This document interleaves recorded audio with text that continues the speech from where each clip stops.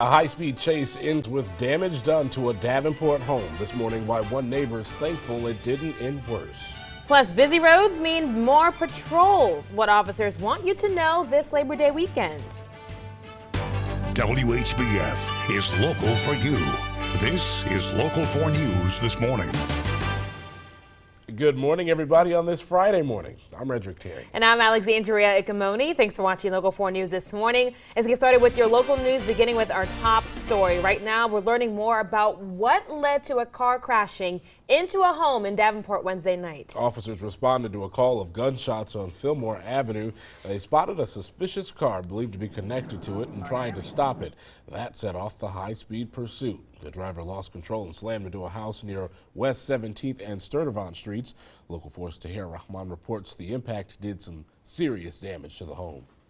Neighbor tells me she didn't realize the suspect drove through her yard until this morning when she saw a gaping hole in her hedges and tire tracks on her lawn. She says tonight she's grateful but fed up.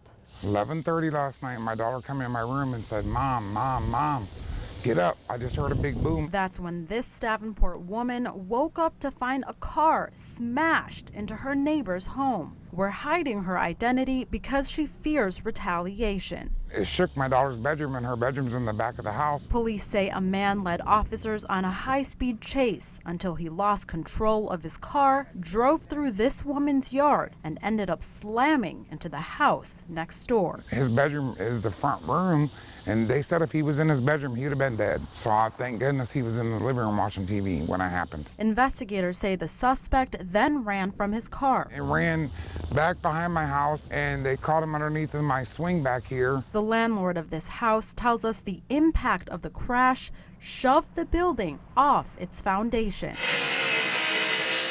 It's being condemned and considered a total loss. As this mother picks up the mess on her lawn, she's thankful. 2 steps away from my deck, it would have been my house. But she's also still in shock. I lived here for 14 years, and now I don't want to live here anymore. And she's not taking any more chances. I won't even let my 2 grandkids play outside in the yard, not even with me, because it's too scary. There was also a female passenger in that car. Both she and the driver suffered non-life-threatening injuries. In the newsroom, Tahir Rahman, Local 4 News. More gunfire yesterday in Davenport, this time in broad daylight near downtown. It happened on Brown Street between 3rd and 4th Streets. A neighbor tells us he heard 8 to 10 shots, then looked out his window to see a man with a gun hanging out of a car window. We were the only station on the scene as Davenport Police and a Scott County Sheriff's deputy searched the block. We checked our archives and found that this is at least the 6th shots fired incident that police have investigated just this month. And time now is 5:03. While you're taking the weekend off for Labor Day, Iowa State Troopers will be increasing their patrol. Local 4 News hung out with the state trooper yesterday. There will be more troopers on the highways to keep you safe. And the troopers say they see more people taking more risk in construction zones and busy traffic when the weather is nice.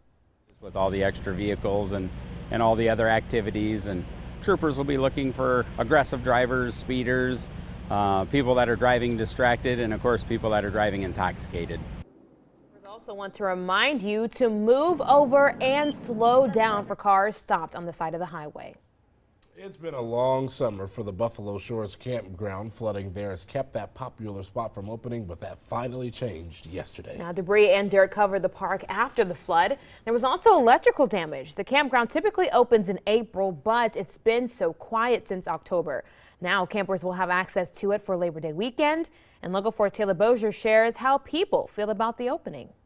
Today is the first day that we've opened up. After 10 months of being closed, the Buffalo Shores Campground is finally open. The flooding pretty much shut us down. Crews spent the summer cleaning up the dirt and debris, and now the campers are back. We've been fishing for the past 3 weeks down here and watching it and anticipating this day, so I'm just glad that it's reopened. And Brad Hovey is ready for Labor Day weekend. We just plan on enjoying the weekend. Hopefully the weather will hold out through Saturday, and then Sunday and Monday should be pretty nice. Carter's Cafe is half a mile from the campground. They are glad to have their regular camper customers back. We get a lot of business from Buffalo Shore Campground. Yep, we really appreciate the business we get from them. When the river was up and we didn't have them, Kind of hurt us a little bit, but we're bouncing back now. For the park manager, this means something special to him. It's kind of, well, it's been my home here for 20 years, you know, in the area, and it's just interesting to see all the people. And the campground has plenty to offer to have happy campers. Bonfires, cooking out, just enjoying the river, and now that the campground's open, the camping. Taylor Bozer reporting. The campground usually stays open until the end of October. The park manager says if it stays warm, it could be open a little longer. 5:06 on this Friday. Transformation is complete on the signature building at Blackhawk College. Administrators held a ribbon-cutting ceremony for Building 1 on the Moline campus. The nearly $18 million renovations on the three-story building started more than 2 years ago. The work added a 20,000-square-foot two-story facility with state-of-the-art classrooms. Blackhawk College's president says the new space should help students succeed. What we're all about is students that are transitioning from high school to college to university, and we're preparing those students to move on and be successful. And we're thrilled that we have this kind of space for our faculty to work with our students. New classrooms have more comfortable seats, better desks. A lot of them have computers now, so I can go into my classroom early and start getting some of my homework done. There's also a new 5,000-square-foot courtyard between the addition and the existing building. The streets of Rock Island are getting ready for speed. Now, barricades will be up in downtown Rock Island for this weekend's Grand Prix. Now, the world's largest kart racing event takes over the district, and it all starts tomorrow. A lot of the streets in downtown are already closed, and the Quad City band Wicked Liz and Belly Swirls played last night at Schubert Park to kick it all off. Oh, how cool is that? A little concert down there in Schubert Park. A really nice area, by the way, down there in Schubert, with that little band shell area. But yeah, Grand Prix starting off. It's going to be really cool all weekend, and we already see the transformation taking place in downtown Rock Island. If you've been down here recently, you've got the barricades starting to go up. A lot of action coming up this weekend. Oh, for sure. So we're hoping for the people who are partaking in this race as they can have nice weather and even start from today. Yeah, we're hoping so. Really looking at great weather today. We just have a chance for rain come this weekend, so I'll take advantage of today while you can. Now, as of right now, temperatures are starting to sit a little bit cooler than yesterday, in the mid and upper 50s this morning. Cloud cover traffic in the heat for some of us, but it's 58 in Moline right now. 54 in Davenport. Winds out of the north here. That north wind bringing in that cooler and drier air, so it is going to be a much better day than yesterday. We do have cloud cover outside. I'm expecting a nice mixture of sunshine and clouds here today. Temperatures trying to warm slowly but surely back up, eventually into the mid to upper 70s. But that's as far as they get.